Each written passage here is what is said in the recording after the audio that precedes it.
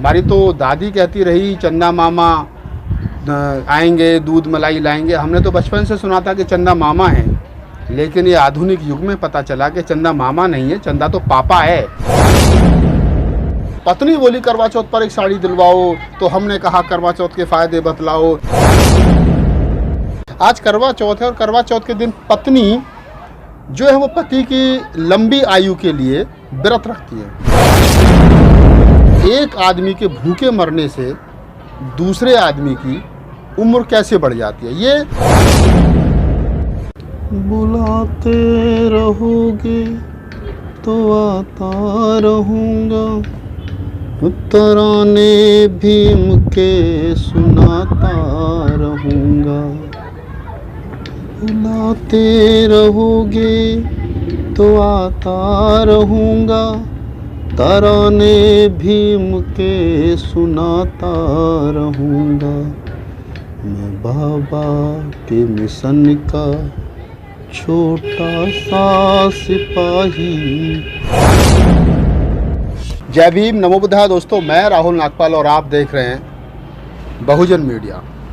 मैं आज बात करूंगा, आज मैं जब सुबह से देख रहा हूं कि बहुत सारी औरतें सज धज के और बढ़िया बढ़िया वस्त्र पहन करके, बढ़िया बढ़िया आभूषण पहन करके, बिल्कुल जैसे दुल्हन की तरह सज के, और आज पूरे बाज़ार में, पूरी मार्केट में चहल पहल है। तो मैंने अपनी मिसेस से पूछा कि आज आखिर क्या है, तो पत्नी जी ने बताया कि आज करवा चौथ है। अब करवा चौथ है तो फिर करवा चौथ का मतलब आप लोग समझ गए होंगे।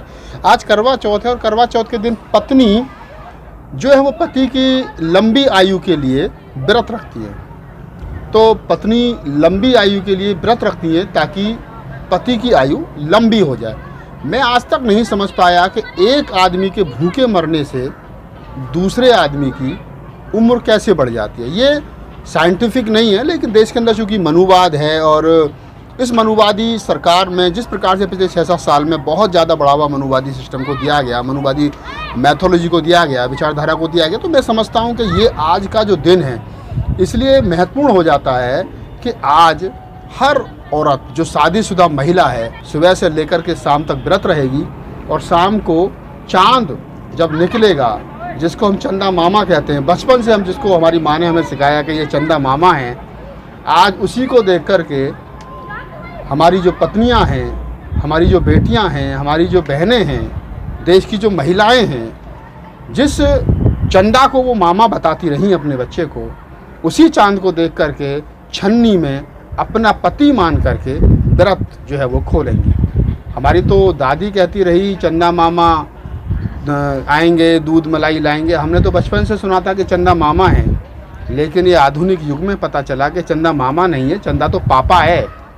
और पापा है तो फिर मम्मी इसको थाली में देख रही है, छाछी में देख रही है, और फिर पापा की शक्ल देख करके, पापा अगर घर पे नहीं है तो उसकी फ़ोटो ले करके व्रत तोड़ रही है, ताकि मेरे बाप की या इस देश के तमाम पुरुषों की जिनकी पत्नियां व्रत रखती हैं उनकी उम्र लंबी हो सके। इसमें कितनी सच्चाई है, बस इसी एक हास्य व्यंग्य की कविता है। मैं सोच रहा हूँ कि आज करवा चौथ है और करवा चौथ स्पेशल मेरी ये कविता जो बहुत ज़्यादा मुल्क भर में बड़ी फेमस हुई थी, आज सोच रहा हूँ कि क्यों ना फिर इस कविता को आप लोगों को सुनाया जाए, देश भर के लोग सुने और मज़ा लें, आनंद लें। मैंने कविता के ज़रिए किस प्रकार से मनुवादी सिस्टम को हिलाने की कोशिश की है और उस मनुवादी सिस्टम की चूल को हिलाने की, उस पर चोट करने की कोशिश की है कि किस प्रकार इस देश के अंदर मनुवादी सिस्टम काम कर रहा है और हमारी बहन बेटियां बिना सोचे समझे उसका हिस्सा बनने जा रही हैं। तो बस ये कविता है, और कविता यहाँ से शुरू होती है कि मेरी पत्नी, किसी की भी पत्नी XYZ, उसकी पत्नी जब उससे कहती है करवा चौथ से 2-4 दिन पहले कि मुझे एक साड़ी दिलवाओ, तो इस साड़ी से कहानी शुरू होती है और कहाँ तक मेरा विचार, मेरी सोच जाती है। और व्यंग और हास्य व्यंग के साथ इस कविता को सुनिए, आनंद लीजिए इस कविता का। कि पत्नी बोली करवा चौथ पर एक साड़ी दिलवाओ। पत्नी बोली, आमतौर पर पत्नियाँ कहती हैं कि पत्नी बोली करवा चौथ पर एक साड़ी दिलवाओ, तो हमने कहा करवा चौथ के फायदे बतलाओ। क्या पत्नी बोली करवा चौथ पर एक साड़ी दिलवाओ, तो हमने कहा करवा चौथ के फायदे बतलाओ। तो पत्नी बोली उम्र पिया एक व्रत में 1 बरस बढ़ जाएगी और मौत तुम्हारे कभी नहीं नज़दीक आएगी। मैं तो आश्चर्यचकित रह गया। एक साल के व्रत में 1 साल अगर उम्र बढ़ जाएगी एक व्रत में, तो मैंने भारतीय दाम्पत्य जीवन का इतिहास निकाला तो मैंने देखा कि भारत में दाम्पत्य जीवन जो है वो लगभग 40 साल चलता है। तो अगर एक पत्नी 40 साल तक पूरा व्रत रही तो पति की उम्र 40 वर्ष जो है वो बढ़ गई। बस यहाँ से कविता का आनंद लें कि पत्नी बोली करवा चौथ पर एक साड़ी दिलवाओ, हमने कहा करवा चौथ के फायदे बतलाओ। कि पत्नी बोली करवा चौथ पर एक साड़ी दिलवाओ, हमने कहा करवा चौथ के फायदे बतलाओ। तो पत्नी बोली उम्र पिया एक व्रत में 1 बरस बढ़ जाएगी और मौत तुम्हारे कभी नहीं नज़दीक आएगी। तो मैंने कहा प्राण प्रिय ऐसा अनर्थ मत कीजिए, ये करवा चौथ का व्रत अभी तोड़ दीजिए। मैंने कहा प्राण प्रिय ऐसा अनर्थ मत कीजिए, ये करवा चौथ का व्रत अभी तोड़ दीजिए, क्योंकि तुम्हारे व्रत रहने से मेरी उम्र 40 वर्ष बढ़ जाएगी। पगली मैं तो 100 वर्ष तक जीऊँगा, तू 60 में ही निपट जाएगी। पगली मैं तो 100 वर्ष तक जीऊँगा, तू 60 में ही निपट जाएगी। वो 40 साल में किसके सहारे जीऊँगा। अब कविता का आनंद ले कि वो 40 साल में किसके सहारे जीऊँगा, किसके हाथ की चाय और कॉफ़ी पीऊँगा। वो 40 साल में किसके सहारे जीऊँगा, किसके हाथ की चाय और कॉफ़ी पीऊँगा। चाय की चाहत जब मुझे भाभी के घर तक ले जाएगी, चाय की चाहत जब मुझे भाभी के घर तक ले जाएगी, फिर भाभी मुझे रड़वा कहकर के चिढ़ाएगी। चाय की चाहत जब मुझे भाभी के घर तक ले जाएगी, भाभी फिर मुझे रड़वा कहकर के चिढ़ाएगी। ऐसे तानों को मैं कैसे सह पाऊँगा, ऐसे तानों को मैं कैसे सह पाऊँगा। अरे ज़्यादा कुछ करूँगा तो भतीजों से पिट जाऊँगा, ज़्यादा कुछ करूँगा तो भतीजों से पिट जाऊँगा। मेरा एक काम कीजिए, पहले मेरे 40 वर्षों का इंतज़ाम कीजिए। मेरे 40 वर्षों का इंतज़ाम कीजिए, और ऐसा नहीं कर सकती हो तो छोड़ दीजिए, और ये करवा चौथ का व्रत अभी तोड़ दीजिए।